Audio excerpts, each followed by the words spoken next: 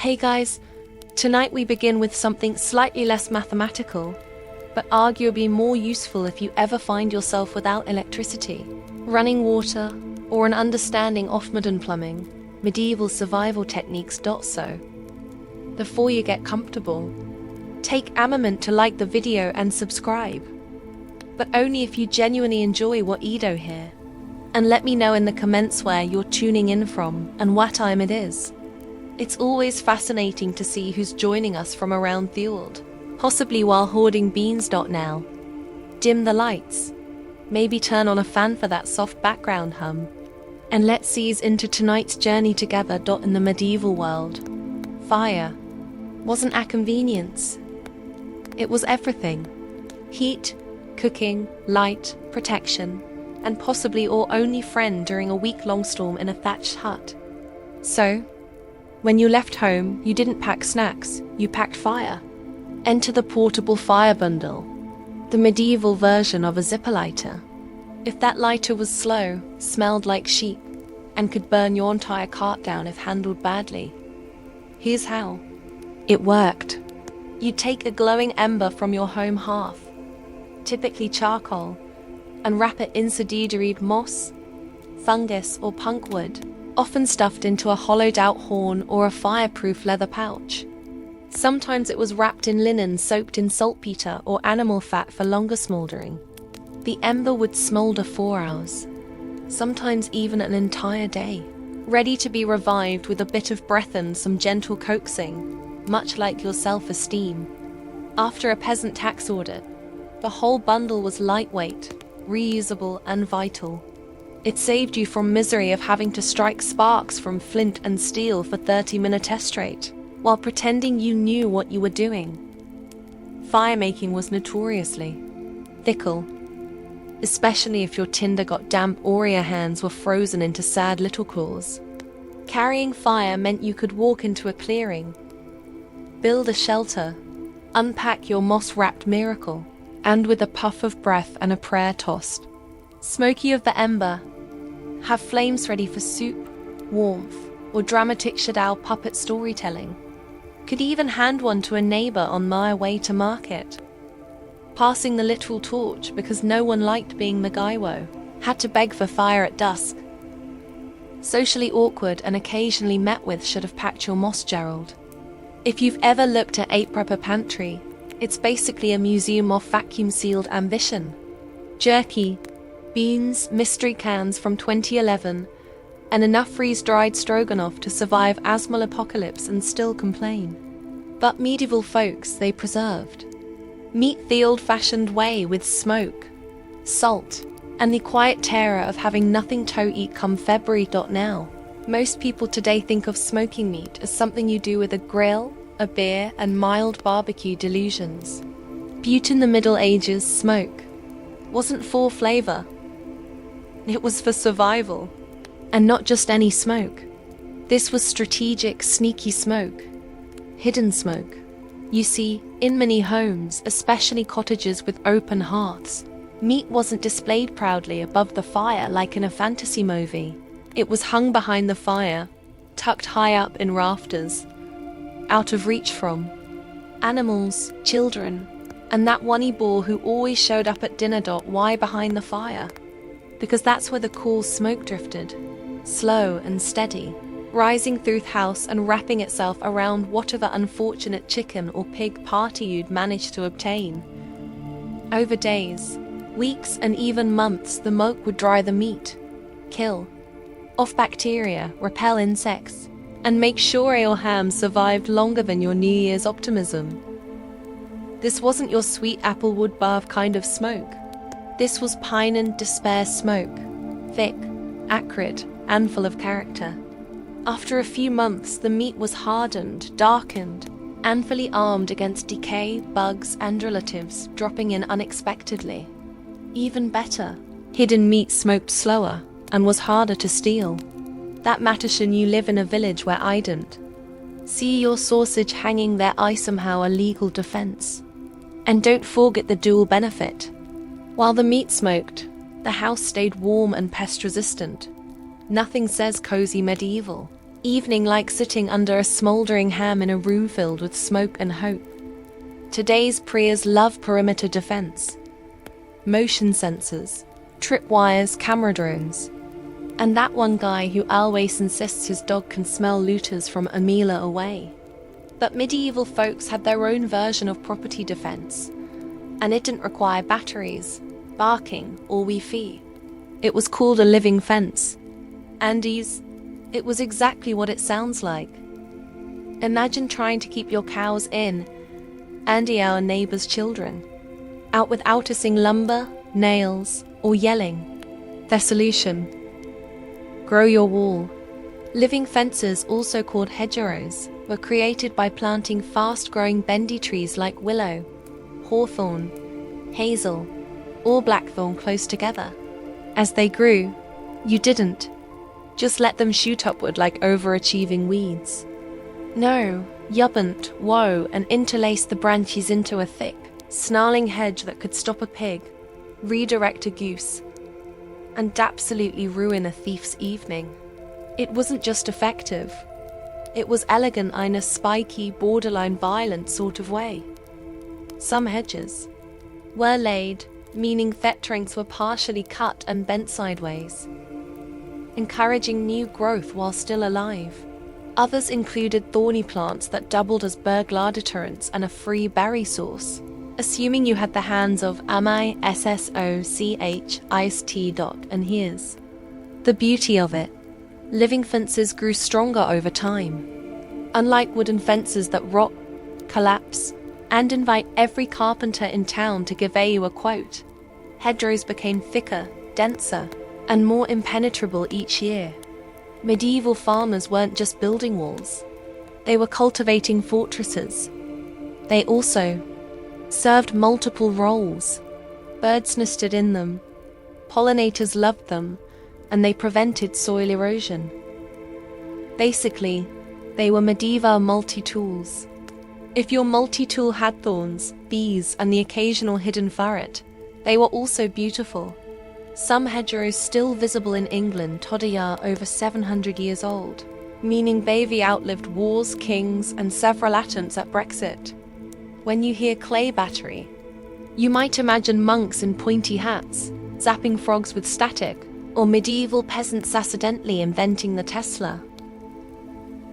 But no, this kind of battery had nothing to do with electricity and everything to do with temperature control long before thermostats, mini fridges, or the phrase climate anxiety.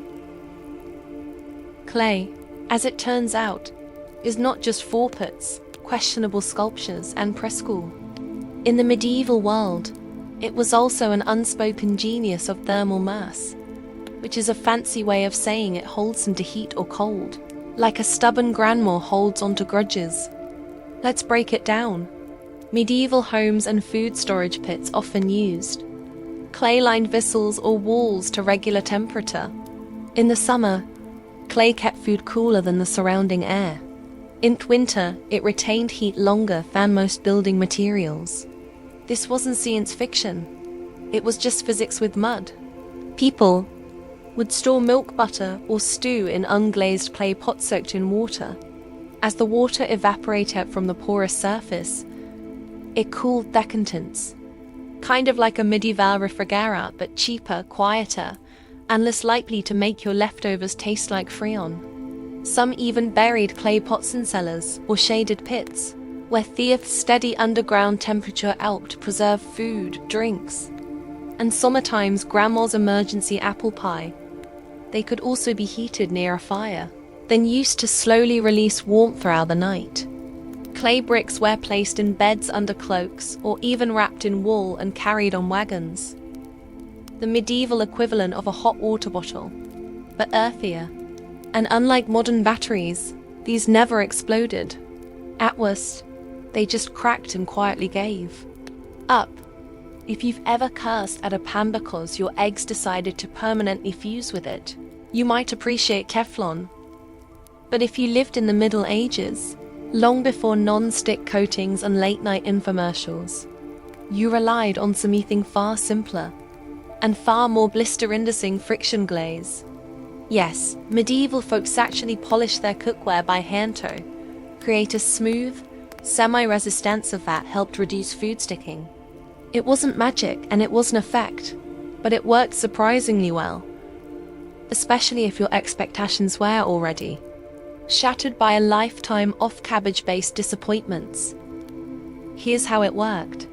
Pottery, especially cookware, was usually made of coarse clay, which is about as non-stick as sandpaper. But by rubbing the still damp pots with smooth stones, bone tools, or even hard wood, they compressed the surface, aligning particles and sealing pores. This painstaking polishing created a subtle shine, known as a burnished glaze. Imagine someone spending half a day massaging a soup pot like it owes them any. That's friction glaze. Now, did this stop everything from sticking? No, this wasn't a miracle. It was medieval innovation, but it reduced food adhesion enough to make clean ingestion and stew less crusty. Some even coated their burnished pots with a thin layer of animal fat, then fired them to help seal the surface, a kind of prehistoric seasoning process. It also helped the pots last longer by making them more resistant to water and cracking. And for extra points, burnished pots looked nicer. In a time when most things were grey, wooden, ordying, a shiny cooking pot was basically the medieval equivalent of kitchen bling. Of course, the process was labor-intensive and likely gave many potter-spermant shoulder problems. But it meant the difference between USA bourgeois and a vessel that turned porridge into plaster. Modern priests might spend hundreds on titanium cookware, or whatever the lattice stick miracle is. But medieval folks, they sat down, grabbed a rock, and just kept rubbing until the pot obeyed. Primitive, maybe. Effective, absolutely. Long before GPS, Google Maps, and the tone friend who swears he knows a shortcut and absolutely doesn't. People had to navigate using their ears, especially in fog or forests. Or those calming medieval mornings when the mist was so thick you couldn't see your own calf wheel. Enter the lost art of sound navigation. Not a superpower, not echolocation bybat, but practical survival through careful listening. And frankly, we don't give our ancestors any credit for this. These were people who could identify their village by the angle of a church bell and determine how lost they were by how many dogs were barking. Let's say you're traveling on foot. No compass, no landmarks, just fog, mud, and a deep suspicion that you're walking in circles. You tune your ears to thebbles, church bells, cowbells, then strategically placed clappers or gongs in certain regions. Towns often rank their church bells, not just for mass, but as auditory lighthouses. Sound that cut through the mist and reminded you that civilization still existed somewhere. Herds were often equipped with cowbells to sheep bells, not just so you could find them again when they wandered off to commit mischief, but so you could follow the noise back home, assuming you didn't follow the wrong herd and end up in Gerald's pasture again. Forests and passes sometimes had wind chimes, clanging pots, or drums hung from trees to help mark trails. A clatter on the wind meant you were going the right way, or at least a way that someone had gone before and possibly survived. Fisher menaced, horns and echoes to find harbour entrances. Travellers would shout, clap, or bang sticks to judge distances by your return. Primitive sonar minus the seat. Even taverns helped. Many had musicians or loud gossip that spilled into the street like a beacon of fail-fueled safety.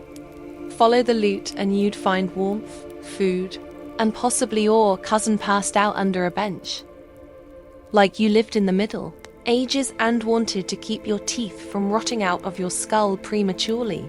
You had don't go to charcoal, not toothpaste, not floss, just burned stuff. Medieval people didn't exactly have Colgate. What they had was charred wood ground into powder and mixed with salt. Dried herbs or crushed shells applied directly to the teeth using fingers, sticks, or inth case of the particular fardwarf, a rag tied around Atwig. This rustic blend became a sort off-tooth scrub that could polish enamel, remove food buildup, and maybe, if the saints were kind, delay total tooth collapse until your 40s. Now, was it pleasant? Absolutely not. Rubbing grit yash against your teeth feels exactly how it sounds, like chewing sand during Abendfire.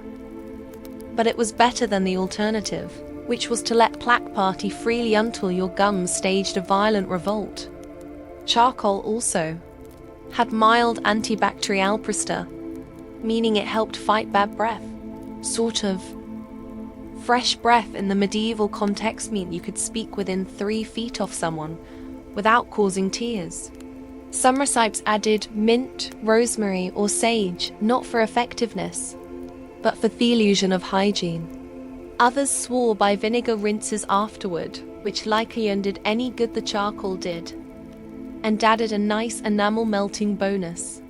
Dental work, when things went bad, involved lies, strong arms, and a total absence of anesthesia.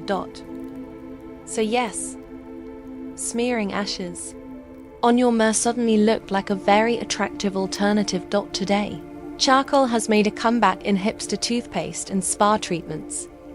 But let's be clear, medieval folks didn't use it to be trendy.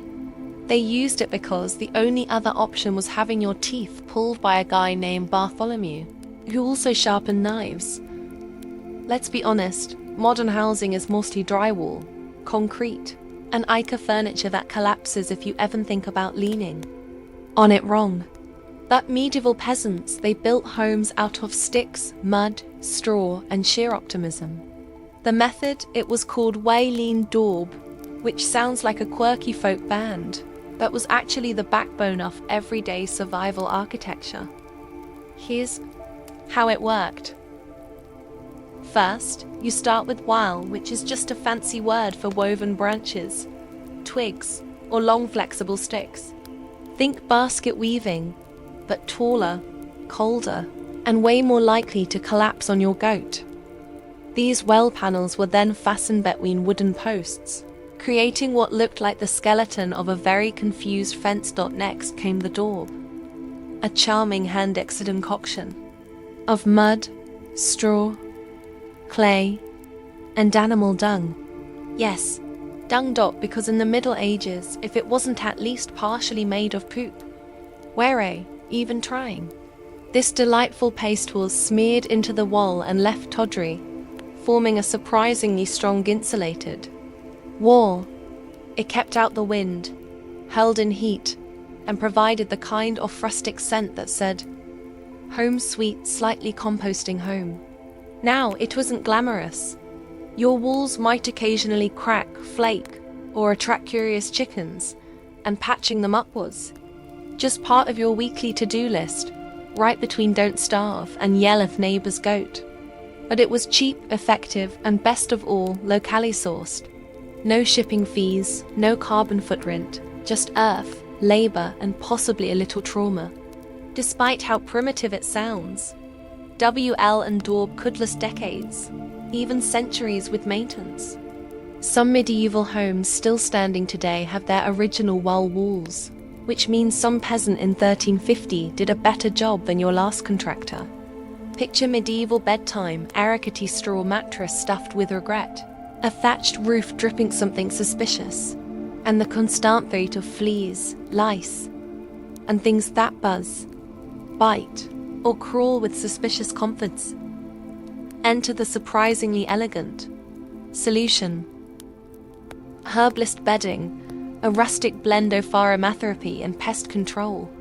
Invented not because they were fancy, but because the medieval peasants didn't want to wait as a banquet for parasites. You see, stuffing your mattress with plain straw is just asking for company. The itchy, twitchy, blood-sucking kind. So instead, smart, households mixed in strong scented herbs like lavender, mint, wormwood, pennyroyal, and rosemary. Not for luxury, for defense. These herbs were nature's medieval bug spray. Their strong scents repelled fleas, lice and mosquitoes, and occasionally your spouse. Some herbs like tansy or rue were even believed to keep away demons. Conveniently, they also kept away nosy in dash laws. The result: a bed that smelled like our suspiciously pleasant salad, and kept their crawlies at bay for a few nights at least. After that, you had to refresh the herbs or risk being scratched awake by a tick with anger management issues. It didn't stop at mattresses either. Herbs were strewn across floors, woven into door frames, and hung in bunches over beds. Basically, if you could shove a sprig of wormwood into it, you did. It turned homes into slightly terrifying apothecaries, but cleaner, safer, and better smelling than the neighbor's goat barn. In an age before bug nets and this was brilliant. Entire manuals were written on which herbs worked best. Some people even believed that dreams were sweeter when you slept on lavender. Science questionable. But if it made you forget the damp ceiling and the fact your pillow was a sack of oats, then bless it. Long before the age of refrigerators humming in their kitchen and light up freezer drawers filled with forgotten peas, medieval folks had to get creative to keep their food from turning into science experiments. Enter the marvel of passive preserving. Stone cooling shelves, also known as slab shelves, larders. Otto put it simply: that cold rock we put cheese on. Here's how it worked. Thick slabs of stone, often slate or marble if you were fancy, were built into the shaded walls of homes, particularly on the north-facing side where the sun rarely touched. These stone shelves absorbed the naturally cooler temperatures of the earth and surrounding air, creating a sort of ambient cold zone. Basically a medieval version of a mini fridge, but with less noise and more spiders. In cooler months, they kept milk, butter, meats, and whatever passed for leftovers from spoiling too quickly. Even in warmer weather, the stone remained cooler than the air, thanks to its thermal mass, which is science speak for rock doesn't care how hot it is outside. No cords, no motors, no light bulb to shame you at 2 a.m. Just stone, shade, and sheer hope. Some homes even had entire stone pantries or cold rooms with thick walls and earthen floors. These were precursors to modern root cellars, and they were usually located as far away from the cooking fire as possible, because while medieval people loved hot soup, they didn't want it slowly heating their butter storage. In wealthier households, these shelves could be lined with damp cloths or porous jars filled with evaporating water to enhance the cooling effect. A clever use of physics without ever uttering the word evaporative. In poorer homes, it was just put the milk on the cold slab and hope it doesn't curdle before lunch. These days, if you twist an ankle or get stung by a bee, you reach for an ice pack, painkillers, or maybe a gel that promises cooling relief and delivers mild regret. But in the Middle Ages, when medicine often involved leeches or somione whispering Latin over a gowthorn, people had a more accessible, less terrifying option: cabbage leaves. Yes, cabbage. The humble vegetable known today for ruining school lunches and making boiled dishes smell like despair, once played a starring role in medieval first aid. Cabbage leaf dressings were a Z for everything from swelling and bruises to mystitis, joint pain, and the occasional plague-adjacent mystery rash. The logic? Simple. Cabbage is cooling, flexible, and slightly antimicrobial. A natural compress that came pre-wrapped in its own leafy packaging. You'd take a large, preferably cold cabbage leaf, crush it slightly to release the juices, and then wrap it around the injured area, often securing it with linen or a bit of wishful thinking. The effect was surprisingly soothing. The leaves' cool moisture helped reduce inflammation, while the natural compounds, including sulfur, flavonoids, and enough farmsmall to keep relatives at arm's length, did the rest. Some healers would warm the leaves instead, depending on the ailment. For chest congestion or sore joints, a heated cabbage pus was the medieval equivalent of Vicks Vapo Rub. only fire and less minty. And unlike many treatments of the era, it didn't involve bloodletting or chanting under the moon dot. It was simple, repeatable, and didn't require a trained monk or a full moon sacrifice. Just a cabbage and a bit of patience. Of course, in lean times, those same leaves might end up in your soup pot once you were done using them, which adds a whole new level of appreciation for medieval resilience and stomachs made of iron dot before electricity. Candles, or the smug glow of a solar-powered lantern, medieval people had to get creative about keeping the darkness at bay. And when torches were expensive and candles were for churches or the rich, everyday folks turned to something cheaper, smellier, and weirdly effective. Rushlights, also known as bacon torches, for budget conscious. So what exactly is a rushlight? Imagine a long, thin reed of rush plant commonly found in marshy areas. So basically everywhere you didn't want to walk barefoot. These rushes were dried, peeled, and then soaked in animal fat. Usually bacon drippings, mutton tallow, or anything vaguely greasy and not immediately leaned for dinner. The result? A slow-burning, semi-flammable wick that could propped up in a metal clip and lit like a candle. The light wasn't exactly romantic. It sputtered, smoked, and had all the charm of a bacon-scented fire hazard. But it worked. And in the Middle Ages, that was good enough. Each rushlight could burn anywhere from 10 to 30 minutes, depending on how well it was soaked and how thick the rush was. If you needed more time, you lit another in. If you needed better light, you moved closer. And if your rush light went out in a drafty room, well, welcome me to the fun world of medieval darkness. Rush lights weren't just for lighting though. They were timers too. Need to boil something for half a rush light's length. Done. Want to see how long it takes Gerald to return from the ale house? Light one and count. They were cheap, fast to make, and surprisingly sustainable, assuming you didn't mind your house smelling faintly like fried pig and marsh water dot. Today, we store butter in refrigerators, plastic tubs, or inside arters or wooden churns. If you're really committed to pretending you live on a Victorian dairy farm. But in the Middle Ages, refrigeration wasn't an option. So naturally, someone looked at a swamp and thought, yeah, let's put the dairy product in there. And thus, bog butter was born. Bog butter is exactly what it sounds like. Butter, or sometimes lard, that was buried in a peat bog. Why a bog? Because despite being full of mud, insects, and things that probably hiss when disturbed, bogs are cold, oxygen-poor, and acidic. Nature's least inviting but surprisingly effective wet preserve chamber. People would tack large quantities of butter, wrap them in cloth, bark, or even wooden barrels, and bury them deep in the peat, and not for a few hours. We're talking months, years, or in some cases, centuries. Archaeologists in Ireland have found bog butter over 3,000 years old. That's right. Some ancient, Celtic peasants' forgotten snack is now in a museum instead of on toast. The cold, airless bog kept bacteria and fungi from spoiling the butter, and the tannins in the peat helped prevent oxidation. The result? A weirdly preserved lump of dairy that, according to brave modern taste testers, smells like cheese, smoke, and earthy regret. Now, was this the go-to for your everyday kitchen butter?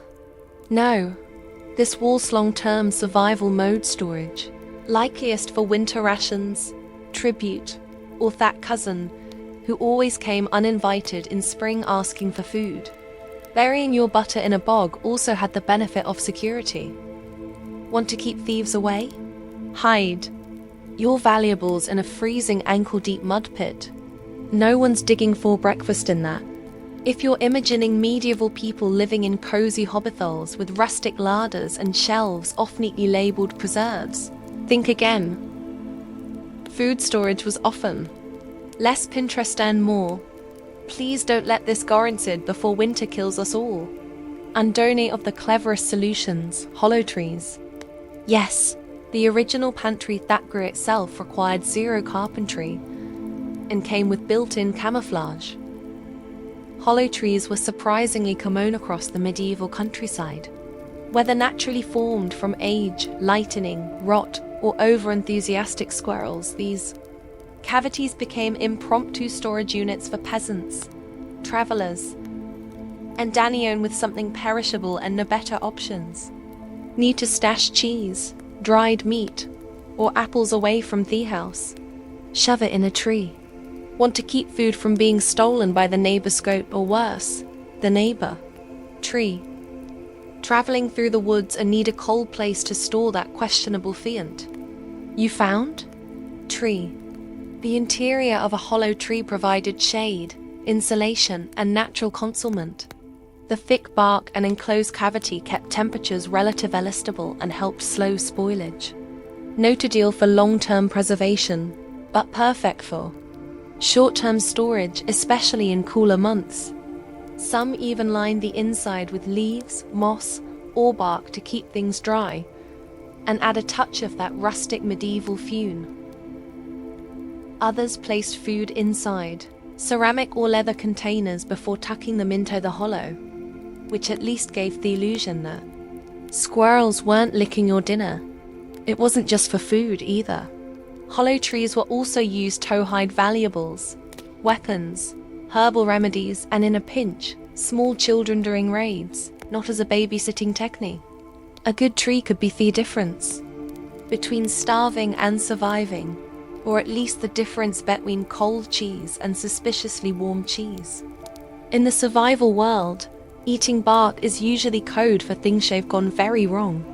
But in the Middle Ages, it was actually a legit survival food. Introducing bark bread, a medieval delicacy that says, I didn't starve, but I did chew a pine tree. During times of famine, which was often peasants turned to the forest, not for game or mushrooms, too seasonal, too poisonous, but for tree bark, specifically the inner bark or cambium from pine, birch, or elm trees. This isn't the tough outer stuff. It's the soft, moist layer just beneath that was shaved off, dried, ground into flour, and mixed into bread dough. Was it delicious? No. Was it nutritious? Actually, surprisingly, yes. Bark contains fiber, trace minerals, and complex carbs. It kept people alive when grain stores were empty, taxes were due, and the cows had mysteriously stopped producing milk, probably unionizing. Most recipes mixed bark flour with whatever was available. Acorns, nettles, actual flour if you were lucky, and baked it into flat, chewy loaves that looked like bread and tasted like forest. But when your choices were bark bread, or becoming bark yourself, you chose carbs. Some people even toasted or roasted their bark before grinding it, which gave it a smoky flavor, or at least distracted from the fact that you were eating tree. And it wasn't. Just for peasants. During sieges and harsh winters, entire communities relied on bark-based food to survive, sometimes even taxing how much cambium you could harvest from communal forests. Too much bark collection and the tree died. Not now, and the villagers did. So, if world ends and you're standing in the woods, no food in sight, don't panic. Just look for a birch, channel your inner peasant, and remember, you can totally eat. That dot in the land between the Tigris and Euphrates. Beauty was a daily devotion. Ancient Mesopotamians didn't just groom themselves, they ritualized it. Fortum, cleanliness and adornment were signs of civility, favor with the gods and even political status. You weren't just putting on a face for the world. You were preparing yourself for divine observance. Let's start with the eyes. Thick black eyeliner wasn't born in Cleopatra's boudoir. It was thriving centuries earlier in Sumer. Both men and women painted dramatic lines using kohl, a powdered concoction of lead, copper, and antimony. While this might horrify modern dermatologists, they believed it protected them from evil spirits and more practically from the desert. Sun single quotes, SGL. Their skincare routine would match modern influencers' pores. Crushed semi-precious stones were mixed in tools to exfoliate and brighten the skin. Mud from the riverbanks full of minerals was smeared onto the body in thick cooling layers. After it dried, it was completely scraped off, leaving the skin smooth and luminous. Yes, the first clay masks were less spade and more ancient science. Hair removal was another ordeal. Using sharpened seashells or early tweezers, they plucked, scraped, or burned off body hair. Smoothness waistcoated with refinement and with godliness. More polished your appearance, that closer you were to resembling divine perfection. Even their statues of gods and priestesses are hairless and immaculately styled with symmetrical fetters and wide painted eyes. And let's not forget the scent. Fragrant oils weren't just pleasant, they were powerful. Myrrh, frankincense, and cedarware infused into animal fats and daptly to the skin like perfumes. People believed these scents purified the body and pleased the gods. In royal courts, perfumed oils were so valuable that they were offered as tribute. Eyebrows, tattooed. Permanent cosmetics weren't invented in the 20th century. They were already practiced in ancient temples. Women inked their brows using soot or natural dyes, creating bold arcs that framed their face dramatically. It was beauty with commitment. If you think today's beauty trends are extreme. Let's talk about Cleopatra. Yes, the queen of eyeliner was more than just a seductress. She was the poster girl for Greco-Roman beauty obsession. While her face graced coins, her influence reached into every apothecary and boudoir from Alexandria to Rome. And she wasn't alone. Roman women inherited Egypt's taste for luxury and then dialed it. Up to 11. Let's begin with the iconic milk bath. Cleopatra was rumored to bathe in donkey milk daily. Whether it was 500 donkeys or just a strong rumor, the truth is this. Lactic acid found in sour milk is a natural exfoliant. Romans copied this enthusiastically. Elite women bathed in milk, honey, and rose petals, believing it would smooth the wrinkles and lighten the skin. And yes, it worked. Just not for your wallet. Nauto. The face. Roman women desired pale, almost ghostly skin, a sign you were wealthy enough to avoid sunlight. Enter Sarusa, a face powder made off-white lead, highly toxic. But hey, it gave that flawless matte finish. Women applied this daily, layering it on thick over the cheeks and forehead.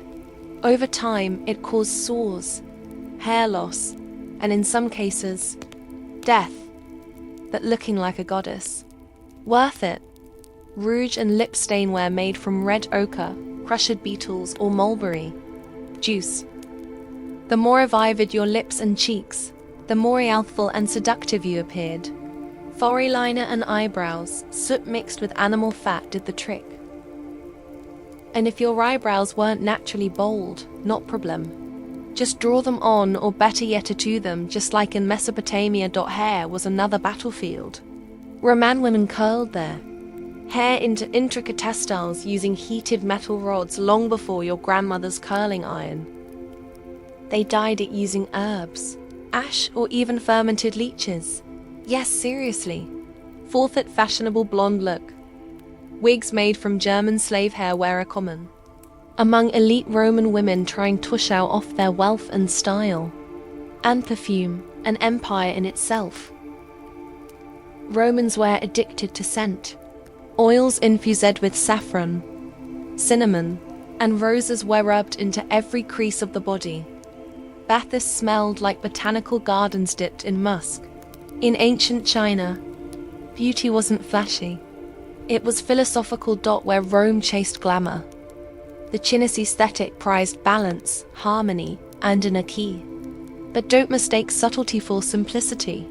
The beauty rituals of dynastic China were just as rigorous, deeply spiritual, and some shockingly intense. Start with the skin. Chinese beauty standards revered a pale porcelain complexion, not because of they feared the sun, but because fair skin symbolized nobility and leisure. Peasant women worked the fields under harsh sunlight. Aristocratic women, they stayed indoors and preserved their complexions like priceless scrolls. White lead powder, ground pearl, and even powdered rice were common ingredients. It wasn't just makeup. It was medicine too. Many formulas were designed by court physicians and believed to boost ki or prolong life. But the real star of ancient Chinese skyna was jade. Jade rollers, which TikTok made trendy again, were used centuries ago by Han Dynasty women. Cool to the touch and symbolically connected to immortality, jade tools were rolled across the face to promote circulation, reduce puffiness, and maintain youth.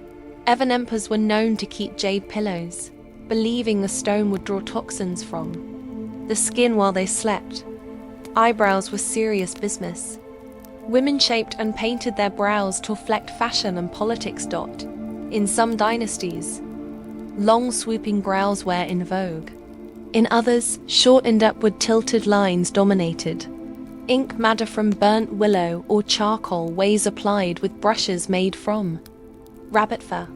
Some trends even encouraged trimming natural brows altogether and drawing them higher on the forehead, achieving a more heavenly appearance. Lips were tinted with a blend of cinnabar and animal fat, sometimes mixed with beeswax. Rouge made from safflower petals were dabbed on cheeks in small circles. And beauty marks, they weren't accidental. Some women painted tiny black dots near their lips or eyes, considered flirtatious symbols of charm and mystique. Hair care was a daily ritual.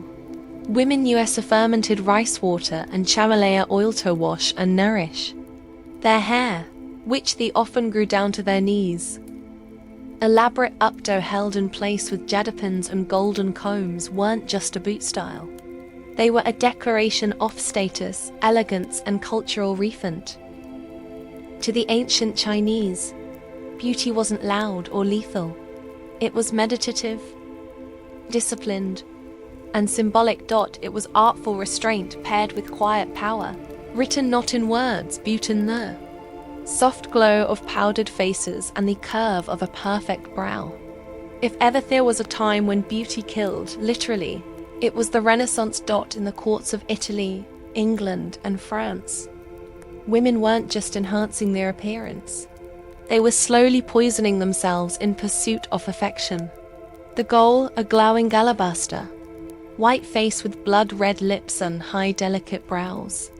The method, a chemical cocktail that would terrify Amadan dermatologist. Let's start with the most infamous Venetian ceruse. This was a luxurious face paste made from white lid and vinegar. It gave a smooth bone-white finish, hiding blemishes and wrinkles. Queen Elizabeth I wore it religiously. Under candle light, it gave a luminous glow that made skin look porcelain. But the downside, skin corrosion, paralysis, tooth decay, and eventually death. It was the Renaissance equivalent of a slow drip time bomb. But wait, there's arsenic too. For women who wanted to brighten their complexion or lighten freckles, arsenic wafers were sold as miracle pills. Swallowing small doses supposedly gave the skin a translucent look. It also caused vomiting, kidney damage, and internal bleeding. But beauty waits for no one, not even your liver. Eyebrows were plucked into thin arches or removed entirely. A high, rounded forehead was fashionable, so women sometimes shaved their hairlines and inca too, to create the illusion of a larger brain, and therefore higher virtue. Balding was rebranded as high status. Cheek color came from crushed berries, cochial bugs, or vermilion. Lips were painted with similar mixes. Some women used mercury-based red dye which added a seductive pop of color and irreversible nerve damage. Flushed cheeks were not just pretty, they indicated youth and vitality, something aristocrats cherished in an era of short lifespans. And the smell-cloying fragrance made from ambergris, musk, and civet were worn not just for allure. Buto masked the unwashed reality beneath layers of toxic cosmetics. After all, bathing was still viewed with suspicion. In many parts of Europe, hair golden locks were ideal, especially in Italy. Women bleached their hair using mixtures of sulfur, soda, and lemon juice. Then sat in the sun wearing wide-brimmed hats with the tops cut out to expose only their hair. It worked, but also freed their scalps. Long before modern skincare touted natural as a buzzword, ancient India had already written the manual. And it wasn't just Skyna, it was Ayurveda, the science of life.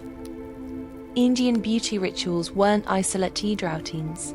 They were extensions of spiritual wellness, diet, and inner balance. Beauty was the outer mirror of your doshas, your elemental energies. Let's start with the bath. The ritual of cleansing was sacred. Women of the Vedic period bathed in turmeric-infused water or milk, followed by exfoliation with yupun, a paste of chickpea flour, sandalwood, turmeric, milk, and rose water. It brightened the skin, slowed aging, and purified energy.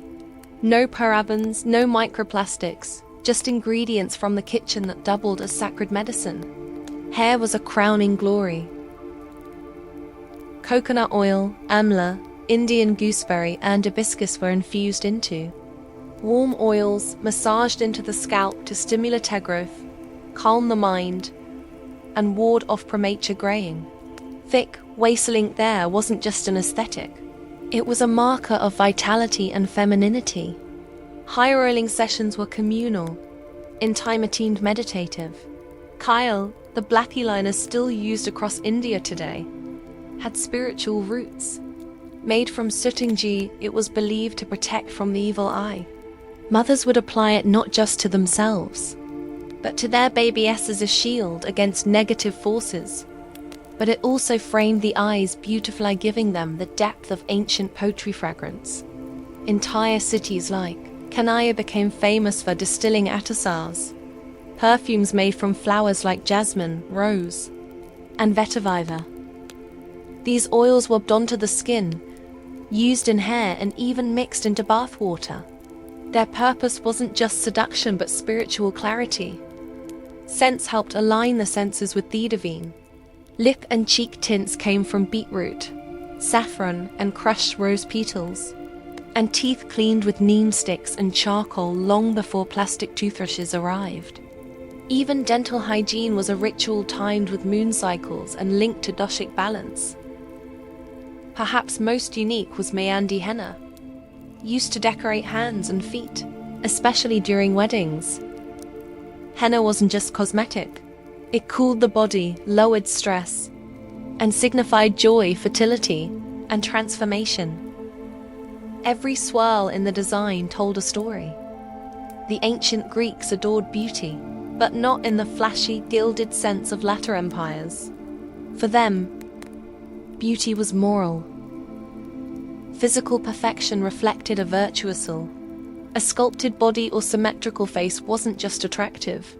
It was a sign of inner harmony, intelligence, and divine favor. So, it's no surprise that grooming in classical Greece was practically a civic duty. Let's begin with the skin. Like the Romans, Greeks idolized pallor complexions. A white face meant leisure and nobility. A tanned face meant worked outside, which was for slaves and peasants. To achieve this ghostly ideal, Greek women used powders made from white lead. Again, chalk or crushed seashell. These powders weren't subtle. In fact, some women layered them so thickly that they cracked when they smiled. But hey, beauty is sacrifice. Red lips and cheeks came from mulberries, red iron oxide, a Revan wine dregs. The richer the red, the more desirable the look. However, application had to be light. Heavy makeup was frowned upon. A modest flush meant good health and chastity. Too much that was associated with prostitutes known as Heta, who famously used refrigeration and elaborate cosmetics to entertain philosophers and statesmen alike. Hair care was no afterthought. Greek women prized long wavy hair, often styled in braids, buns, or knots, and held together with ivory or bronze pins to lighten their hair. They rubbed in vinegar, lemon juice, and sometimes uaseshis. Blonde hair especially was idealized as divine and foreign. Think Helen of Troy. Wigs and hairpieces matter from enslaved northern women wearing tunkaman among the elite. Eyebrows waraki. A single continuous brow, yes, orny brow, was a sign of purity and intelligence. Women who wear it naturally blessed would fake it using powdered antimony or soot. Some even glued goat hair between their brows. All for that soft, scholarly look. Perfumes were blended with care using olive oil as a base mixed with herbs like margam, thyme, and iris root. They were applied after bathing, which the Greeks did obsessively, often in public baths. Cleanliness was next to godliness, literally in the jungles and highlands of Mesoamerica. Beauty wasn't soft, and it definitely wasn't subtle. For the Aztec and Mayan civilizations, beauty was bold. A physical badge of identity, power, and sacred duty. The ideal body was crafted, carved, and sometimes painfully altered, all in service of figures and societal status. Let's start with the most intense cranial modification. Among both the Mayans and Aztecs, shaping a baby's skull was seen as an enhancement. From infancy, wooden boards were gently but firmly bound to a child's head to elongate the skull into a sloped, almost coney-like shape. It was a sign of nobility, intelligence, and beauty. The longer and smoother the forehead, the higher your social standing. Next up, dental decoration. Forget whitening strips. Mayan elites embedded jade, turquoise, and even hematite into their teeth. Tiny holes were drilled with obsidian tools, and precious stones were glued in with natural resins. Their sparkle when they smiled, literal. Their pain tolerance astronomical. Filed. Teeth were also fashionable, shaped into sharp points or symmetric alpeters to mimic animal traits, suggesting strength or divine connection. Skin and face painting played a major role in daily life and ritual. Aztec women often wore red and yellow pigments in their cheeks, while both men and women used black paint for ceremonies. The colors weren't random. They had meaning. Red was for life and fertility. Black often signified war or devotion. Some paints were made from crushed insects, like cochineal, giving a vibrant crimson hue. Piercings and tattoos were spiritual commitments. Ear, nose, and lip piercings were common, often adorned with jade or bone jewelry. Tattoos created with thorns and ink displayed one's family lineage, religious role, or even battlefield honors. These weren't subtle accessories. They were declarations of loyalty to gods Likakutsulkotor. Ixchel. Even crossed eyes were considered attractive among the Maya. Mothers dangled beads in front of their infants' noses, training them to look inward until their eyes aligned. This wasn't seen as a defect, but as a sign of mystical insight. Across the vast and varied landscapes of ancient Africa, beauty was as diverse as the terrain itself. From the lush Nile Valley to the savas of Nubia and the trade cities of West Africa, beauty rituals were both practical and profoundly symbolic. Adornment wasn't just a matter of style. It was a statement of identity, status, and even cosmic alignment. Let's begin. In ancient Egypt, where beauty was practically a science, both men and women wore kohl around their eyes, not just for allure, but as protection. The black pigment made from galena or lead sulfide reduced sun glare and warded off infections. The dramatic lines extended beyond the lids created famous almondid look of Egyptianate. Eyes weren't just mirrors of the soul. They were sacred instruments, channels to the divine. Perfume was a luxury and a necessity. Egyptians loved scent so much that they created perfume cones. Wax cones infused with myrrh, cinnamon, and lotus oil that were worn on the head during ceremonies. The cone melted in the heat. It released fragrance coating the hair and body. Daily hygiene included scented oils after bathing, often applied with stone or alabaster jars that were art pieces in themselves. Skincare was rooted in both beauty and climate. Survival. Palm oil, shea butter, and castor oil were used to protect their skin from harsh sun and dryness. These oils weren't just moisturizing, they were medicinal. Mixed with herbs, they healed wounds, soothed rashes, and preserved the skin's glow. Body scrubs were made from sand or crushed seeds, keeping skin exfoliated and clean long before loofahs were invented. In Nubia, hairstyles were central to identity. Elaborate braids and shaved patterns told stories of tribe, age, and marital status. Hair was often dyed, with henna or decorated with beads, shells, and gold threads. A towering styled coif was more than fashionable. It was regal. Further west, in ancient Yoruba or Sanga territories, body painting using indigo and ochre pigments played a role in rituals and celebrations. Tribal markings, either scarified or painted, were not seen as blemishes, but beauty enhancements and markers of strength and heritage. Beauty has always demanded something in return: time, effort, money. But in the ancient world, it could also demand your health, your sanity, and even your life. Across civilizations, the pursuit of perfection often crossed into dangerous territory. While these rituals were admired and even worshipped, they sometimes left scars far deeper than the cosmetic. You've already seen the chilling ingredients: lead, arsenic, mercury, and crushed insects, all used in makeup and skincare. What these substances had in common was toxicity. Lead face powders used in Rome, Greece, and later Renaissance Europe caused hair loss, muscle paralysis, and slow organ failure. And yet, the paler your skin, the higher your desirability. It was a poison wrapped in a compliment. In ancient China, women of the elite classes bound their feet from an early age in pursuit of the so-called lotus foot, an ideal that symbolized grace and obedience. Though foot binding became more dominant during later dynasties, early iterations of similar practice already existed. The result was permanent deformity. But it wasn't considered cruelty. It was considered beauty. Let's not forget the ritualized pine of tattoos, piercings, and body modifications. For the Maya and Aztecs, inserting jade into your teeth or reshaping your skull was seen as a mark of honor. But the risk of infection, pain, and permanent damage was high.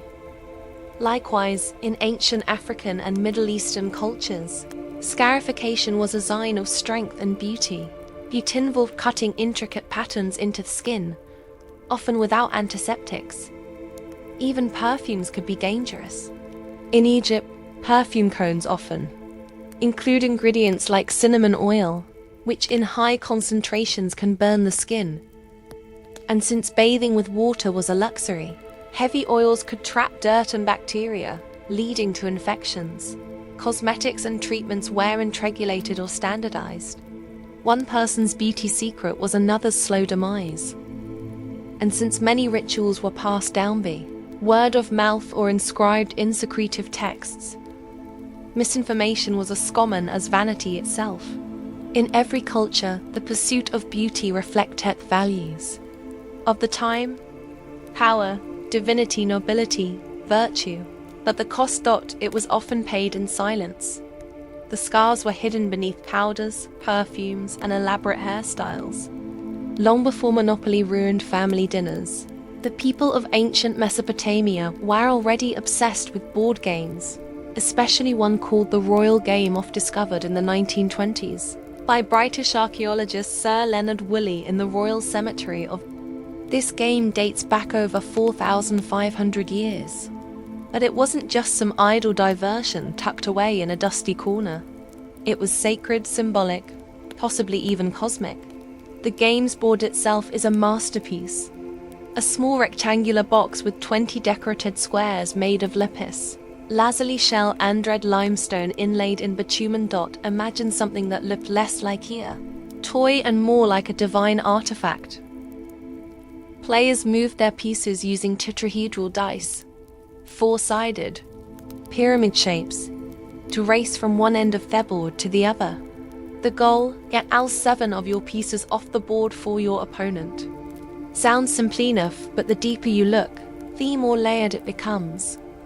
Some scholars believe the layout represents a spiritual journey, a metaphor for the soul's progress through fate and chaos. The middle squares were thought to be dangerous, or magical places of chance, protection, or divine judgment. In this view, winning wasn't just about luck. It was about navigating the cosmos wisely, like threading a needle through the will of the gods. And speaking of gods, yes, they were involved. Clay tablets from later periods describe how people used the game for divination. Scribes would consult dice throws and interpret them as omens, using the game as a sort of oracle. Think of it as ancient tarot by way of competitive backgammon. The royal game wasn't just played in temples or palaces. Versions of it have been found as far away as India and Egypt, suggesting it spread along trade routes and captivated multiple cultures.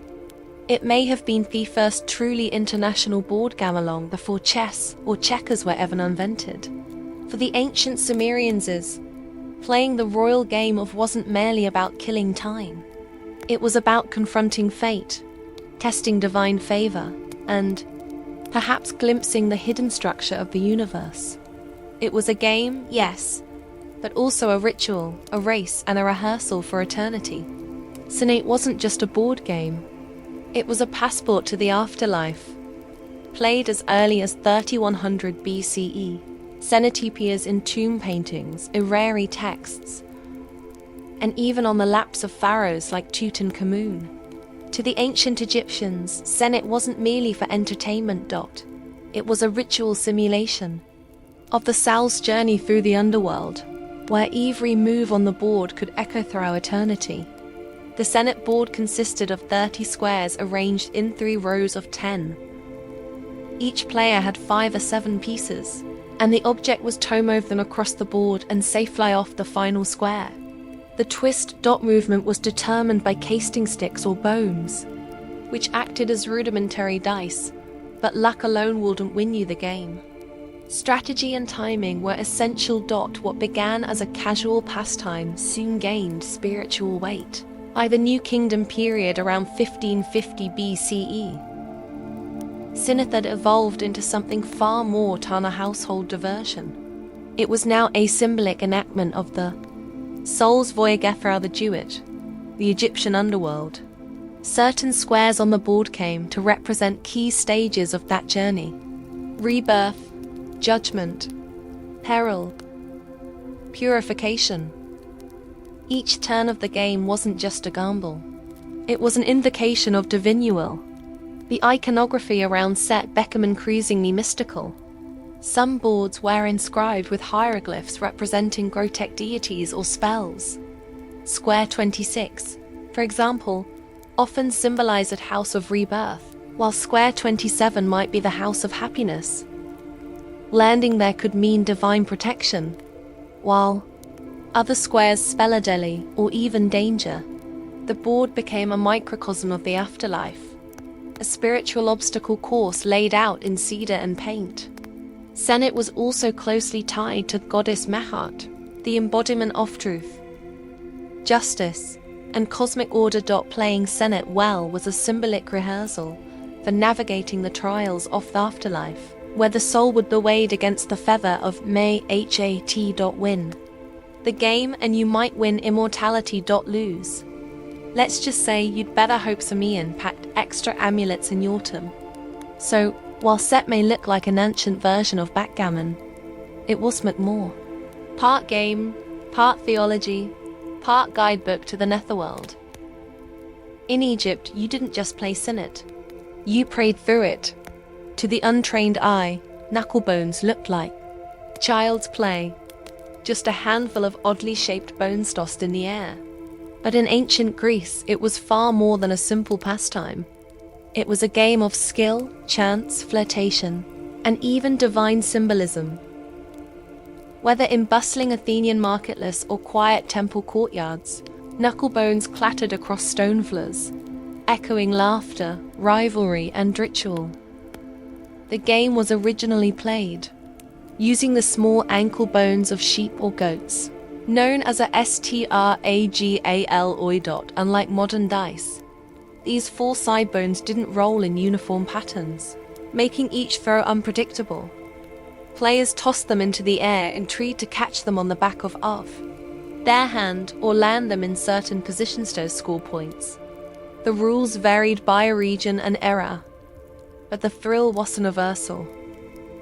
It wasn't just kids what played. Adults, particularly women, adored it.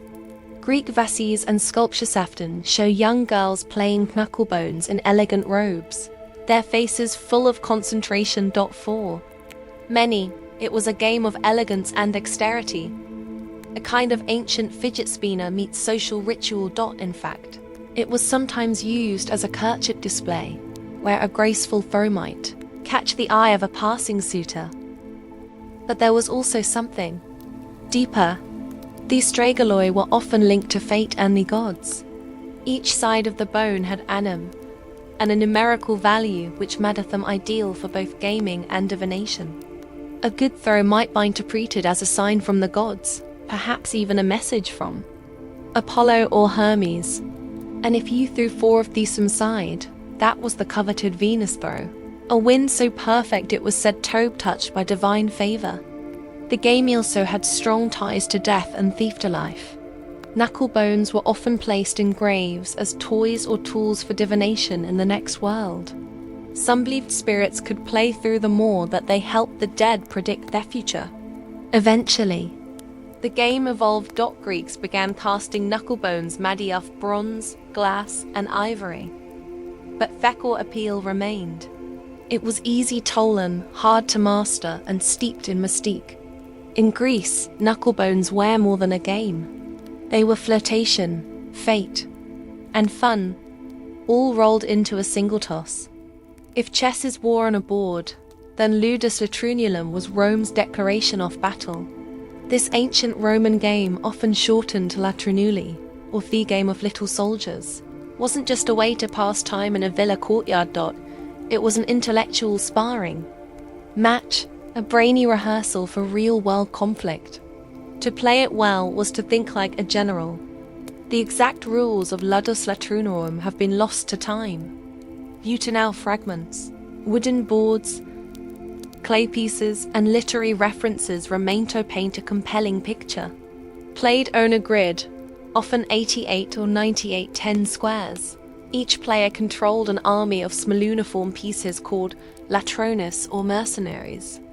The objective, outmaneuver your opponent and capture their piece surrounding them. No dice, no luck, just cunning. What made it thrilling was its subtlety. This wasn't a race game like or set. It was tactical, demandingfacet, and psychological. Warfare. Players would bait, feint, and trap, just like in actual military campaigns. Roman authors like Varro and Oid mention it as a pastime favored by both soldiers and statesmen. Some saw it as atheist of character. Others just liked humiliating their friends in front of a crowd. Interestingly, the game wasn't confined to the elite. Latruni boards have been found scratched into stones, floors, and even rooftops across the Roman Empire from Britain to Egypt. Soldiers played it while stationed on the frontier. Merchants played it between negotiations. It transcended class and culture, offering both escape and strategic training. The pieces themselves varied. Simpler pebbles carved, ivory tokens or glass counters. Some boards featured special squares, possibly fortresses or thrones where key captures could occur. Scholars debate whether a single king piece existed in some versions. But regardless, the game rewarded ruthless logic over brute strength. Roman poets often used the game as a metaphor. Losing a piece was like losing favor in court, getting surrounded like political betrayal. Even the gods were said to play versions of it, suggesting that strategy was not just human, but divine. Ludus Lunalorum may be extinct, but its spirit survives in modern games like chess and checkers. It was Rome's intellectual blood sport, a game where a victory meant more than bragging rights. It meant superiority of mind. Before Senate reigned supreme in ancient Egypt, there was Mayhem, a mysterious ball-shaped board game named after a protective serpent god. Mayhem wasn't just a game. It was a riddle wrapped in mythology, strategy and ceremony. While the exact rules have vanished into the sands of time, the surviving boards and game pieces suggest that Mayhem was more than just recreation. It was cosmic symbolism in motion.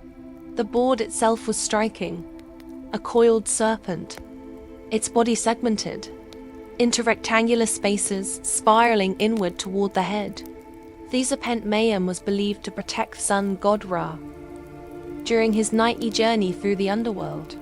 So in essence, each game was a reenactment of a divine voyage. Players navigating the coils of danger, transformation, and rebirth. The pieces, discovered alongside meboards, include small lion-shaped token sand round marbles or spheres.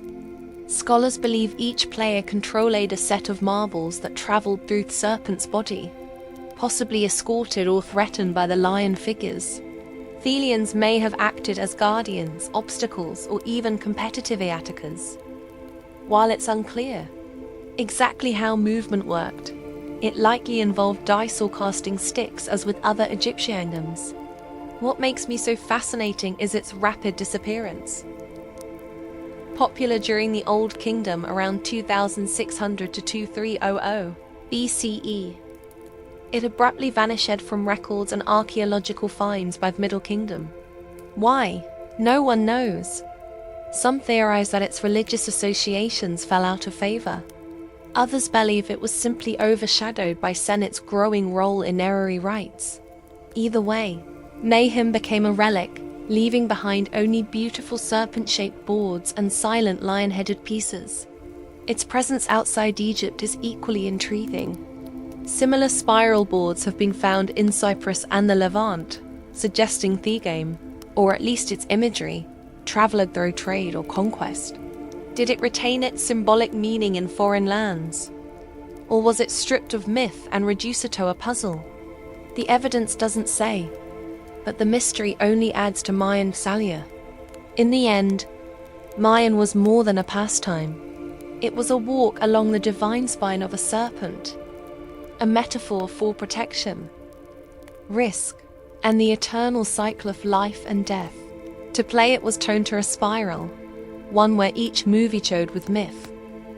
Long before the Vikings wrote sagas or carved runnerstones, they played Tafel, a family of asymmetric board games that mirrored their brutal world of raids, sieges, and survival. From frozen longhouses in Norway to trading ports in Ireland, Tafel games were spread across Norse world, sharpening minds as much as swords. These were not gentle pastimes. Tafel was warfare distilled into strategy, deception, and calculatedris. The most famous version is Hefitafel or King's Table, played on a square grid that varied in size. Most commonly 111 or T13. The asymmetry is the game's signature. One player commands a king and a small group of defenders in the center of their board. The other controls a larger army of attackers on the edges. The king's goal, escape to a corner square. Thetaca's goal, capture the king by surrounding him on all four sides. There are no dice, no luck, only logic, planning, and brute positional play. And just like in Viking raids, the odds are not even. The attackers outnumber the defenders 2-1, forcing the king's player to think like a desperate leader, constantly evading, redirecting, and outwitting the enemy. Tafel boards were often carved from wood, antler, or even stone with intricate grid patterns and stylized playing pieces. Wealthier wearers might own versions made of glass or bone with figures shaped like warriors, kings or dragons. The boards were portable, easy to carry on long ships, and the rules, though regional, shared the same heartbeat. Conflict. It wasn't just entertainment. Tafel trained Viking minds for real-world leadership and ambush tactics. It taught when to retreat, when to sacrifice, and how to think several moves ahead. In an age where aliens shift like wind on the fjords, the ability to anticipate your opponent could mean the difference between glory and death. Tafel was so embedded in Norse culture that even Christian missionaries used it to connect with pagans, sometimes replacing the king piece with a bishop. But as chess spread into Scandinavia during the medieval period, Tafel began to fade, seen as a relic of the old gods. By the 12th century, it was nearly extinct, though echoes of it still survive in regional games like Tablet. In its prime, however, Tafel was more than a board game. It was a Viking battlefield, just quieter, cleaner, and played with bone instead of blood. In the grand courts of ancient India, amid elephants, incense, and sacred chants, a game was being played, not just for fun, but for fate. Partly known as the national game of India as more than just a pastime, it was a cosmic dance of karma, kingship, and calculated risk. With origins dating back to at least the 6th century CE, and possibly earlier, Pachi was a favorite of emperors, especially the legendary Akbar the Great, who didn't just play it, he lived it. The game board is shaped like Aegean cross, symbolizing the 4 cardinal directions and the intersection of fate. Each arm of the cross forms a path of squares converging at a central square representing the throne or home. Players race their 4 pieces around the board, trying to return them all to the center before their opponents. The twist: movement is determined by throwing 6 or 7 cowrie shells, not this. The number of shells landing open side up dictates the movement. So, every turn blends chance, choice, and divinuum. But Pachi isn't just a boot movement. It's about capture. Land on an opponent's piece, and you send them back to the beginning. Timing, positioning, and bluffing are everything. A rash mover can lead to disaster. A patient strategy can dominate the board. It's a game of nerves, much like the chess offer or the politics of court life. Andes, it was played in real life, literally. Akbar famously built a massive courtyard version of the boarded for Tipurik, where real people dressed in color-coded clothing acted as game pieces. He played from above, moving human tokens with royal authority. It was spectacle, statcraft, and spiritual theater all rolled into one. Pachi symbolic layers run deep. The cross-shaped board reflects the intersection of Dharma, duty, Artha, prosperity, karma, desire, and moksha, liberation. Success requires not just skill, but alignment with universal order. A good game, like a good life, balances risk and restraint.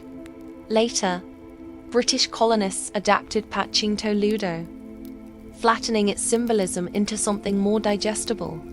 But the original game remains a masterpiece of ancient Indian thought. Pachi was more than a race. It was a lesson in destiny, patience, and the subtle dance of karma across a board where every throw mattered. If you were an Aztec, rolling the bones wasn't just a gamble. It was a spiritual transaction. Pachi, one of Mesoamerica's best-known games, was part gambling, part ritual, and part cosmic drama.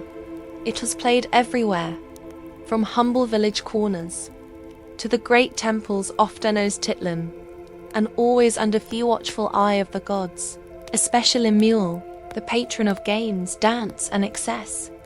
The game board was simple in appearance, a cross-shaped grid, typically drawn on mats, stone, or even carved directly into temple steps. It contained 52 spaces mirroring the Aztec calendar cycle of 52 years. This wasn't accidental. Time, Fate and cosmocycles were embedded in every square. Players began with 6 beans marked with dots, functioning like primitive dice.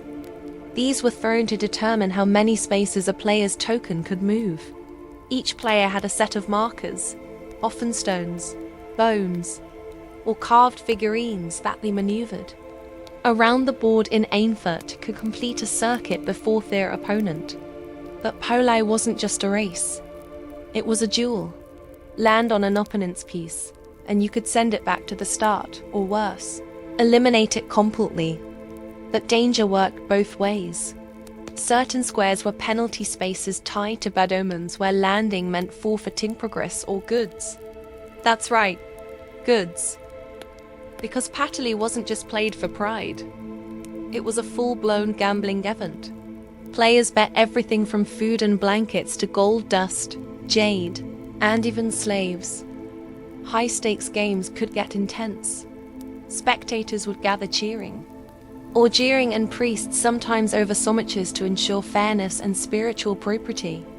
Players made offerings to McQuilkesbore major games, asking for luck or forgiveness in case of loss. To play Palais was to risk not only wealth but divine disfavor. The Spanish, upon arriving, were horrified. They saw Poli as a gateway to vice and paganism. Gambling was outlawed and boards destroyed. But the game lingered in memory, passed in secretly or morphed into less dangerous variants. What made Patch unique wasn't just its mechanics, but its fusion of luck, strategy, and cosmology. The board was a miniature universe. Each throw was a spin of fate, and every gamma mirrored the eternal gamble between order and chaos. Life and loss. To modernize, games are usually seen as leisure, something to unwind, compete, or kill time. But in the ancient world, games were often sacred. They weren't just entertainment. They were mirrors of the cosmos, training grounds for rulers, and rehearsals for death, fate, and rebirth.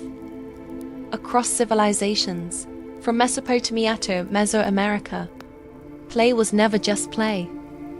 It was ritual in disguise. Take Senate and Party, for instance. These weren't casual pastimes. They were embedded with religious meaning, often played in temples, tombs, and ceremonial contexts. Senate boards were found in the tombs of Egyptian pharaohs, not as toys, but as tools to guide the soul through the Jewett, the underworld. Winning a Senate game wasn't about outsmarting your opponent. It was about proving your spiritual readiness for life. Likewise, in the Aztec world, Patti was played under divine surveillance. Maquilochit, the god of games and excess, demanded offerings and observance. The throws of beans weren't just lucky or unlucky. They were messages from the gods, signs of favor or punishment. Losing your possessions could be seen as karmic justice, winning a momentary alignment with cosmic forces. Even more abstract games like Mayhem and Pachi carried rich symbolic weight. Mayhem reenacted the serpent god Coilodound, the sun god Re during his nightly journey through the underworld. Every movement on the board symbolized protection, progress, or peril. Pachacy, with its cross-shaped layout, wasn't just about reaching the center dot. It was a model of Dharma, Karma, and Moksha. The entire spiritual cycle ended in cowrie shells and tokens. And the role of games in education and warcraft can't be overstated. Games like Ludus Latrinorum and Tafel weren't just distractions for soldiers.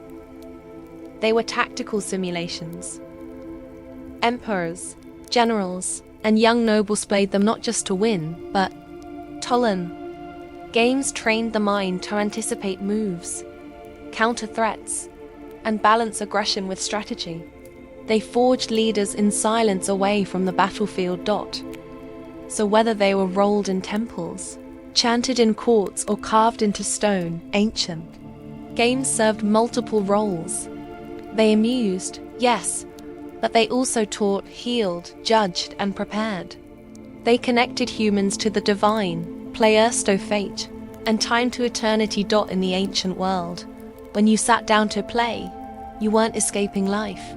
You were living it deeper. Mary Wollstonecraft-Townwyn entered the world on August 30th, 1797 with more pressure in her first breath than most feel in a lifetime. She was born into an intellectual Lertwick. Her parents, Mary Wollstonecraft and William Godwin, were two of the most radical thinkers of their time. Her mother was the author of A Vindication of the Rights of Women, a fiery feminist treatise that dared talk women were rational beings worthy of education and equality. Her father was a political philosopher and novelist who rejected monarchy, organized religion, and traditional marriage. Together they formed one of the most revolutionary unions in Enlightenment England. And then 11 days after Mary's birth, her mother died. From the beginning, Mary's life was marked by brilliance and loss. Raised by her father in a house filled with books, ideas, and visiting radicals, she grew up surrounded by the ghost of a mother she never knew, but whose voice rang throughout the pages of her writing. Her father did not hide these works. He encouraged Mary to read them. Her education was anything but ordinary. She absorbed Greek myths, science, poetry, philosophy, and history before most children had learned to write apograph. The garden became her classroom. Her thoughts were fed by the likes of Cage, Rousseau, and Voltaire. But household was far from idyllic. William Godwin eventually remarried, and Mary's relationship with her stepmother, Mary Jane Clairmont, was cold and contentious. The new Mrs. Godwin favored her own children and viewed Mary as a moody, defiant girl with too much imagination. Mary, for her part, despised the domestic expectations placed on her and found solace only in writing and dreaming. By age 10, she was scribbling her own stories. By 14, she was reading books most adults would fear to touch. She was not a girl built for embroidery and tea. She was a storm, quiet, lingering strength. Mary's childhood frammed by the ideals of political evolution, personal freedom, and feminist rebellion laid the foundation for a life unlike any other. Her origins were haunted by death, defined by genius, and forged in fire. She was not simply her parents' daughter. She was already becoming something stranger and far more powerful. Mary Shelley, the future mother of science fiction. In the summer of 1814, Mary Godwin, just 16 years old, did something that would ignite scandal across literary London. She ran away, but not alone. She eloped with the already married, wildly idealistic poet, Percy Bysshe Shelley, a man 5 years her senior, who was both her father's admirer and his greatest disappointment. What began as a romantic rebellion would soon unravel into grief, exile, and artistic fire. Mary met Percy in her father's home, where the poet often visited to debate philosophy and pay homage to Godwin's writings. But it was Mary, not her father, who enchanted him. Quiet yet intense, she shared Percy's fascination with liberty, science, and the supernatural. They read together by her mother's grave in St. Pancras Church, where she would often retreat to be near the woman she'd never known. It was there, between headstones and candle-lit books, that their lover story began. Their departure was abrupt and reckless. Mary, Percy, and Mary's stepsister, Claire Clairmont, left England and sailed across the Channel to France with barely a change of clothes and no clear plan. Percy abandoned his pregnant wife Harriet, a decision that would haunt all of them. The trio wandered through revolutionary France and Switzerland on foot, writing in their journals by day and sleeping in flea-bitten inns by night. Their money ran out quickly, forcing them back to England in disgrace. What followed was a spiral of hardship. Creditors hounded them. Mary's father, once the voice of free love, shunned her, and the children began toady. Mary gave birth to a daughter who did within weeks. Dream that my little baby came to life again. She wrote in her journal. awake and find no baby. Grief had entered her bloodstream and it never left. Yet, through turbulence, Mary's mind sharpened. She was reading voraciously Greek myths, alchemy, galvanism, scientific theories about reanimation. She was living in exile, a radical woman in a conservative world. Her relationship with Percy was both intoxicating and exhausting. He was brilliant, erratic, emotionally distant, yet passionately supportive of her writing. Mary Shelley had become an outcast, but was no victim. Her life, already overflown with rebellion and heartbreak, was laying the groundwork for something extraordinary. And in just a few short years, on the shores of Lake Geneva, lightning would strike. In the summer of 1816, Mary Godwin, now Mary Shell, found herself at the heart of one of literary history's most infamous vacations. She was in Switzerland staying at the Villa d'Erte by Lake Geneva with her lover Percy Shelley, her stepsister Claire, Claremont, the notorious Lord Byron, and Byron's physician John Polidori. The weather was miserable thanks to the eruption of Mount Tambara the year before. Their skis were choked with ash. Crops failed. Temperatures dropped. It became known as the year without a summer. Trapped indoors, the group passed their time telling ghost stories and discussing science, poetry, and philosophy. One night, Byron proposed a challenge. Each person should write their own supernatural tale. A creative storm began to brew, one that would change literature forever. Mary was just 18. Byron and Shell were already celebrated poets. Polidori would go on to write The Vampire, a precursor to Dracula. But it was Mary, quiet and observant, who would shatter expectations. At first, she struggled to come up with an idea. Days passed. Then, during a conversation about galvanism, the use of electricity to reanimate dead tissue, something clicked. That night, Mary had a vision. In her words, "I saw the palace student of unhallowed arts kneeling beside the thing he had put together. I saw the hideous phantasm of a man stretched out." She had dreamed of a scientist and the monster he brought to life. Thus was born Frankenstein, or Themodon Prometheus. The novel wasn't just horror. It was a fusion of science, myth, and grief. Victor Frankenstein's obsession with creating life mirrored the act's fascination with scientific progress. The creature, shunned and unloathed, reflected Mary's own feelings of abandonment and otherness. Themes offerented isolation and guilt bled onto every page, drawn from her losses and the chaotic men around her. When Frankenstein was published in 1818, it was anonymous. Many assumed Percy had written it. He had penned the preface. He was the husband. He was the man. But truth couldn't stay hidden. The world would come to know Mary Shell not only as the wife of a poet, but as the mother of science fiction. In one summer, she had taken lightning, death, and her own sorrow and made a monster that would never die. After the birth of Frankenstein, Mary Shell's life didn't settle into literary triumph. Instead, it plunged deeper into sorrow.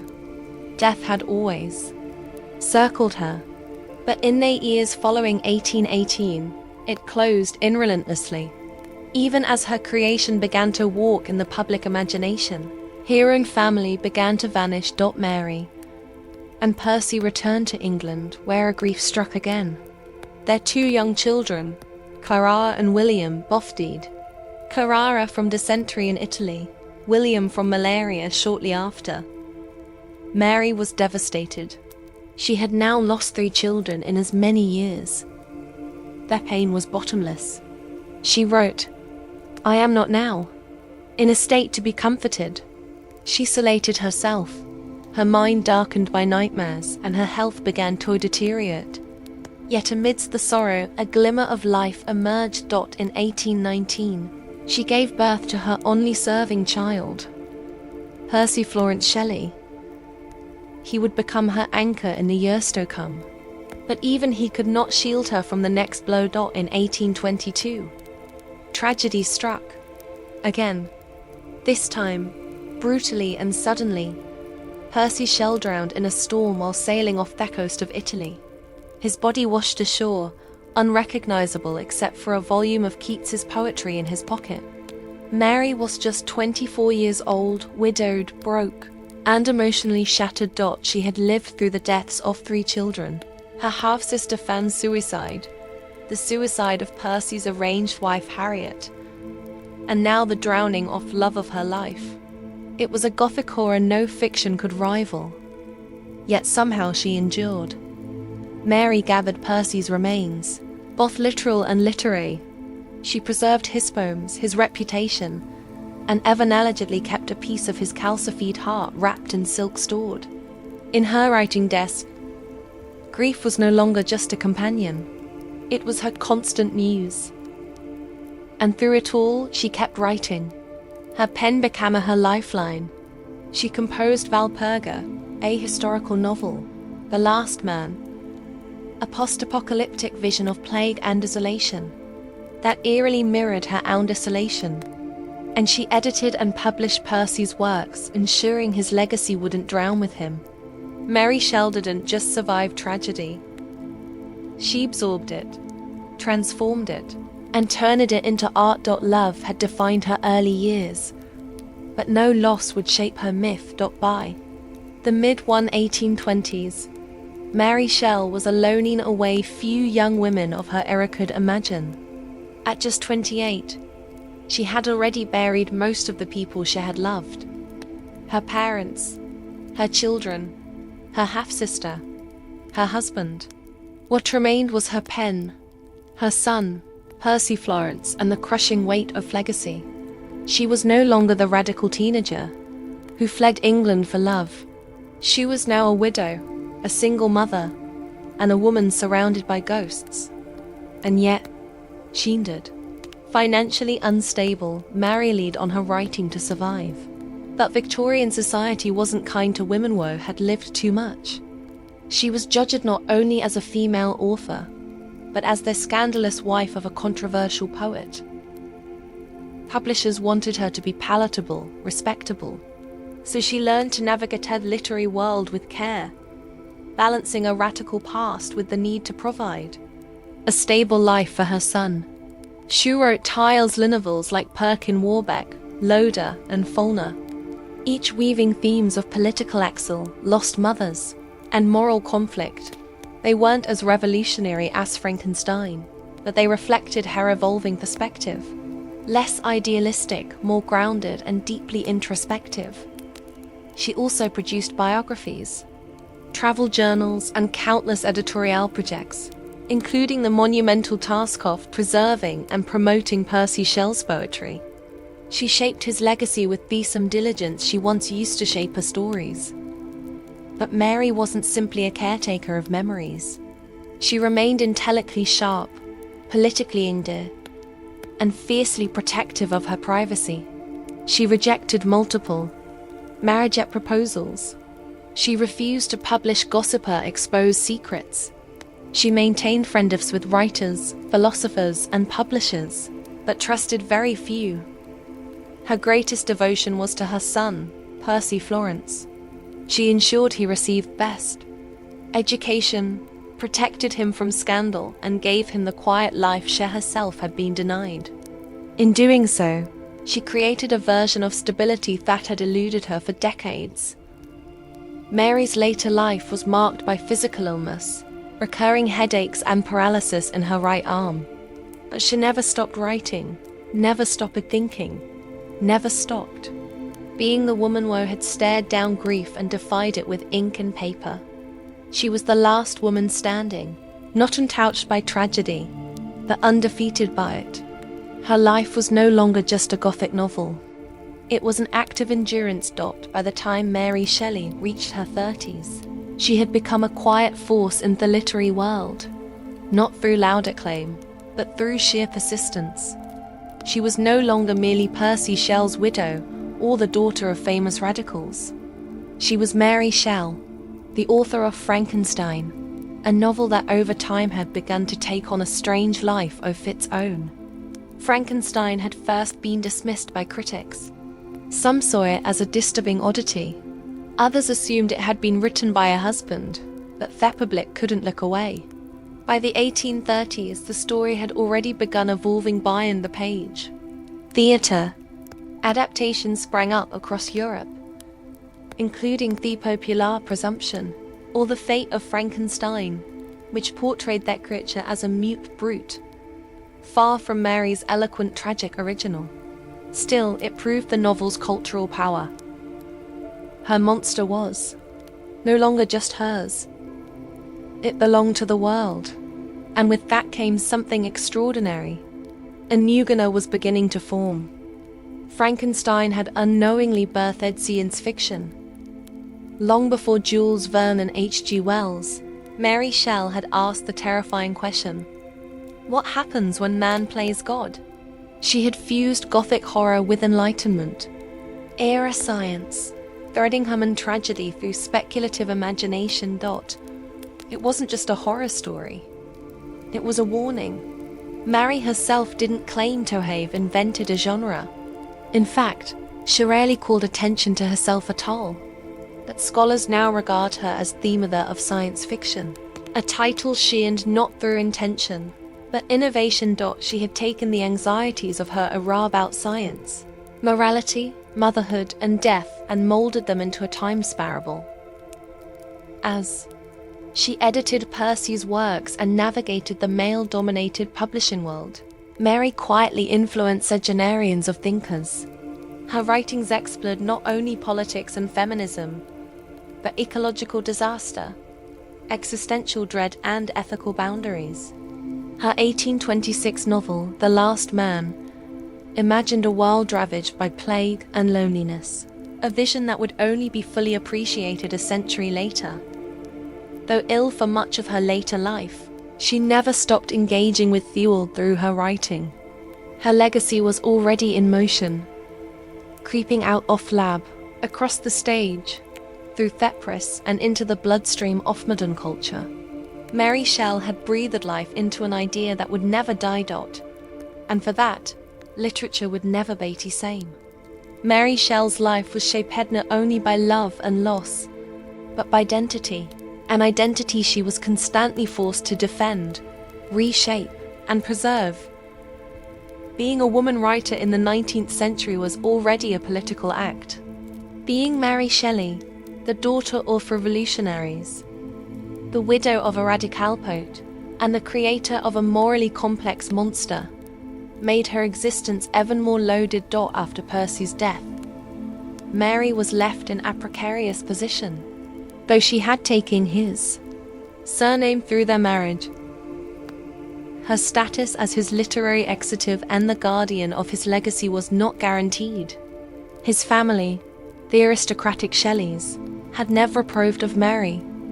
They viewed her with suspicion, considered her dangerous, and offered her a meager allowance on the condition that she stay out of their affairs. They allowed her to raise her son, but not to speak too freely. Mary played a long and careful game, shattered the line between respectability and rebellion, crafting a public persona that was quiet, literary, and maternal, while still protecting her radical lineage beneath the surface. When editing Percy's poetry and writing his memoirs, she subtly sanitized his atheism and revolutionary views, ensuring that his works could reach a wider, more conservative Victorian audience. Critics have debated this move for decades. Was it betrayal or strategy? Perhaps it was both. Mary understood their politics of reputation better than most. But while she worked to preserve Percy's legacy, she also fought for her own. Publishers wanted her to be silent, anonymous, or at best, the footnote to her husband's genius. Mary refused. She continued writing novels under her own name. In an era when women were still publishing under male pseudonyms, Mary Shelley insisted on visibility. At the same time, she quietly inserted political themes into her fiction. In Lower and Fulner, She explored issues of male autonomy, flawed fatherhood, and the social limitations placed on women. In The Last Man, she imagined the collapse of civilization and the futility of empire. Hardly subtle commentary. Mary Shelley's pen was not just a creative tool, it was a weapon. Through fiction, biography, and quiet editorial work, she shaped not only the memory of a generation, but the framework of modern literature. As the Victorian era bloomed around her, Mary Shelley entered her final decade with quiet dignity, shadowed by physical decline and emotional isolation.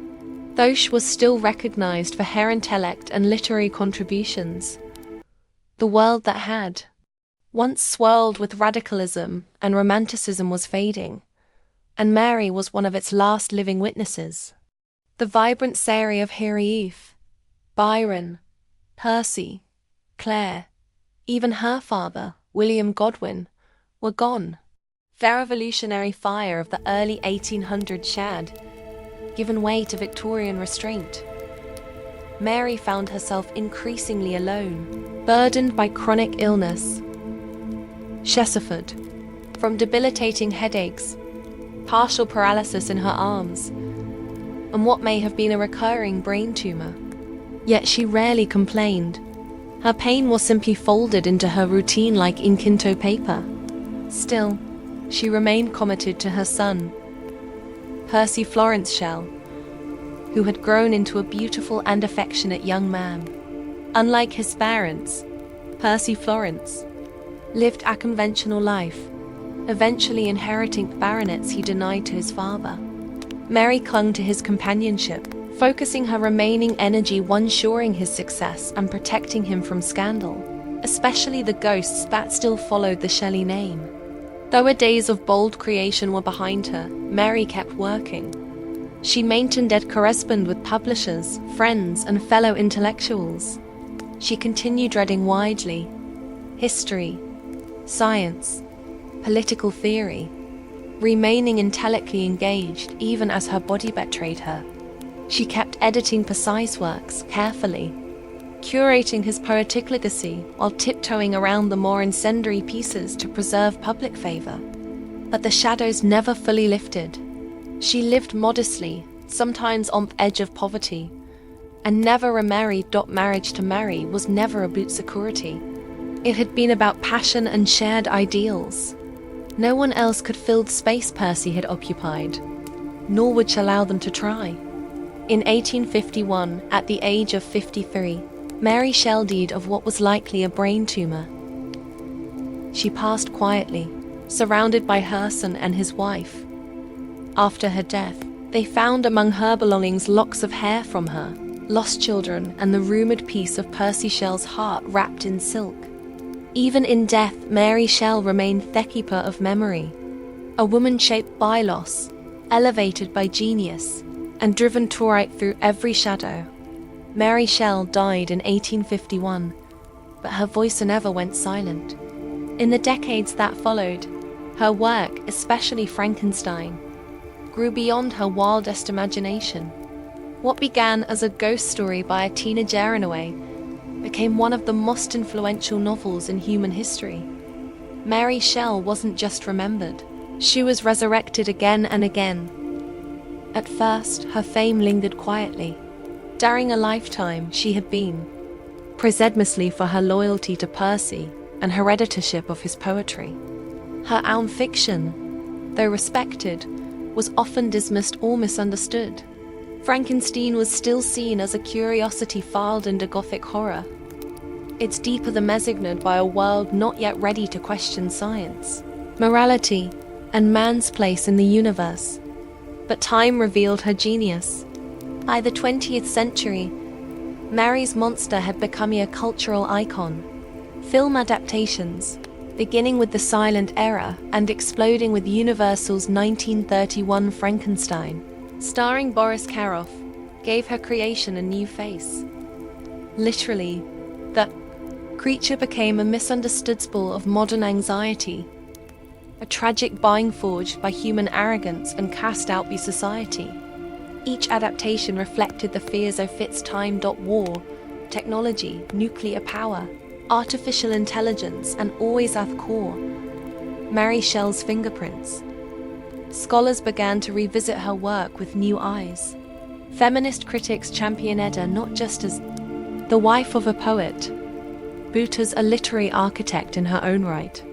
They explored her insights into motherhood, grief, creation, and power. The Last Man, once overlooked, Weiser evaluated as an early dystopian masterpiece. Her life itself, marked by rebellion, intellect, and endurance, became as fascinating as her fiction. Today, Mary Shelley is not just remembered, she is revered. She is called the mother of science fiction, the queen of Gothic literature, a pioneer who fused the personal with the philosophical. Her legacy lives on in classrooms, laboratories, film studios, and political discourse.